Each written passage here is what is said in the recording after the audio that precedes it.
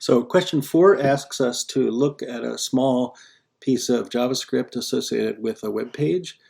The HTML here produces the web page on the right. There's a little bit of CSS and then the JavaScript program. And right here in the middle is hard-coded a regular expression.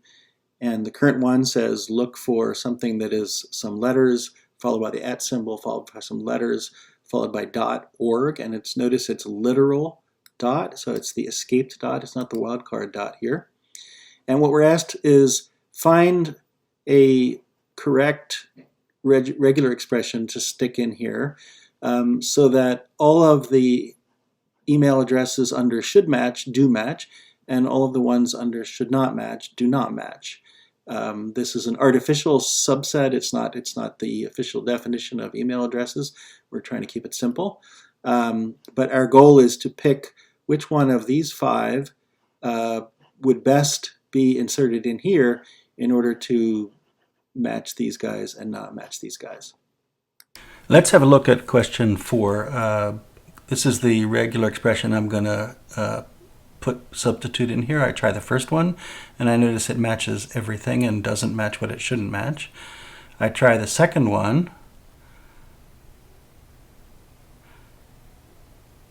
and I notice the same result.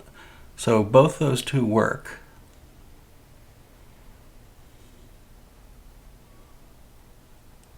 This is the third one here. Paste it in and the results come back and it doesn't match anything nicely.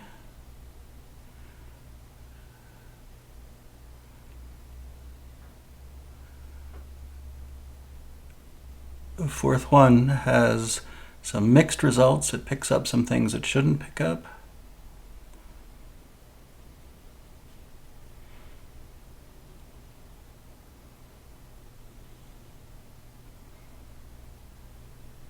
And finally, the fifth one doesn't pick up some things that it should pick up. So where are the two different? If we look closely, we see that in the first one, we have a slash dot where we have only a dot in the second one. You'll remember that a dot is the ultimate wildcard. It matches any character at all. Slash dot is the escaped version, so it literally means just the dot.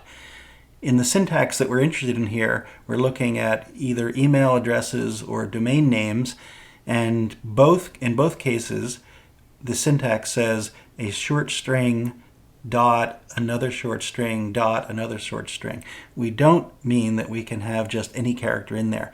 So the second one is an inferior regex because it would match things that we don't want it to match, even if we don't have any examples of that in our test set. Now let's use a regex tester to take a look at our cases here. So we put our test cases in, and I then copy the regex. And I notice at first that it doesn't seem to work at all. But then I click on the global flag. If you remember, there's a /G at the end. That stands for match this pattern and match it over and over again. In the testing that we did inside of CodePen, we were just testing one string at a time, and so we didn't actually need the global flag. But here, the regex tester treats the entire input as a single string. And so if we want to match as many cases as possible, we have to say /G at the end, and it will then scan through all of the input. And then we proceed testing the other options, making sure that we hit the global flag each time. And there we have it, similar results.